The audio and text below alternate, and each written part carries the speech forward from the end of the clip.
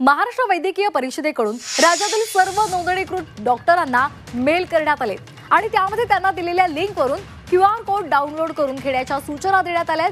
त्यांना ते QR code त्यांच्या क्लिनिकमध्ये नावाच्या पाटीसमोर लावावा लागणार आहे।